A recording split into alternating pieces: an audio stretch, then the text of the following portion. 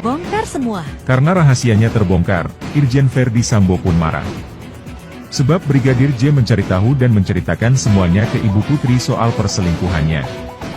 Saat cekcok itu, Ibu Putri dipukul oleh Verdi Sambo, tapi sempat dibela oleh Brigadir J. Lantaran Verdi Sambo juga takut Brigadir J cerita kemana-mana tentang perselingkuhannya dan takut Brigadir J cerita bahwa Verdi Sambo jadi bandar situs judi 303, sehingga sang jenderal pun gelap mata. Saat itulah Irjen Verdi Sambo memerintahkan Baradae dan beberapa pasukannya mengikat Brigadir J di kursi untuk diinterogasi. Saat diikat di kursi itulah Irjen Verdi Sambo menyiksa Brigadir J, hingga amarahnya memuncak dengan menembak kepala Brigadir J. Jadi Brigadir J disiksa dulu baru akhirnya ditembak 5 kali. Setelah itu Verdi Sambo panik dan menghubungi pihak forensik untuk datang ke rumah. Saat itu forensik diperintahkan membersihkan TKP, tempat kejadian perkara. Agar kedatangannya tidak dicurigai, forensik diperintahkan untuk menyamar jadi petugas PCR. Setelah itu Irjen Verdi Sambo menarik CCTV rumahnya. Berangkat dari kronologi tersebut, tim Sus Bareskrim Polri pun mulai memeriksa satu persatu oknum polisi yang diduga terlibat kasus tersebut. Sementara itu, Kamarudin membocorkan motif pembunuhan Brigadir J, mencengangkan.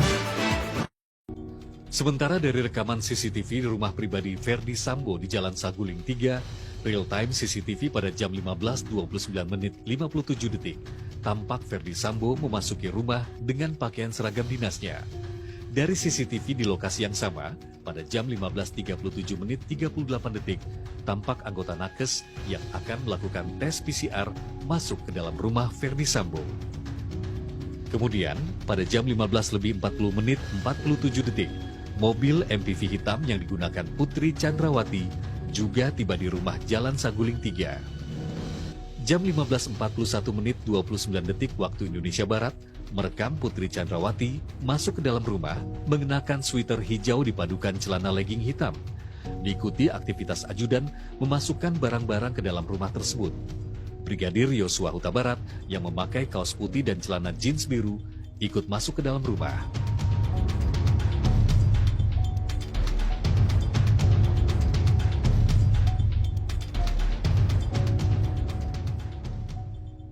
Kemudian, terlihat Putri Chandrawati melakukan tes swab PCR di teras rumah. Hingga jam 15:49 menit dan 05 detik, di rumah ini masih terekam aktivitas yang dilakukan Brigadir Yosua, seperti memasukkan koper serta pakaian ke dalam rumah pribadi Sambo dan Putri. CCTV juga merekam Brigadir Yosua dan Barada Richard Eliezer ikut melakukan tes PCR. Hingga keduanya terlihat keluar dari dalam rumah Sambo.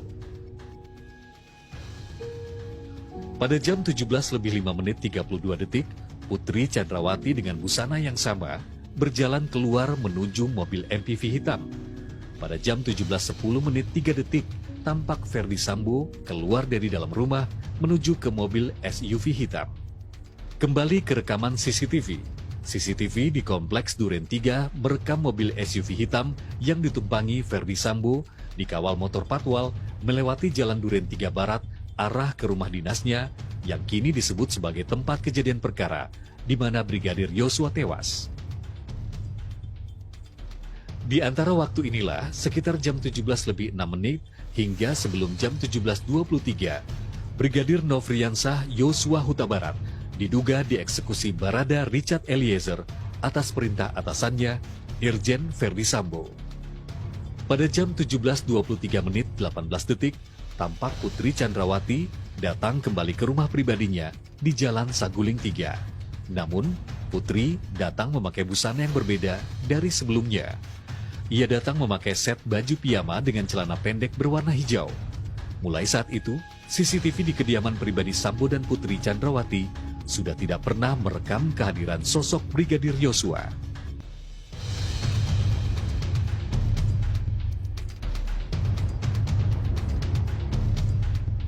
Pada jam 18.33 menit 36 detik, CCTV merekam mobil dinas Avanza Satreskrim Jakarta Selatan melintas di Jalan Duren 3 Utara 1 arah ke TKP.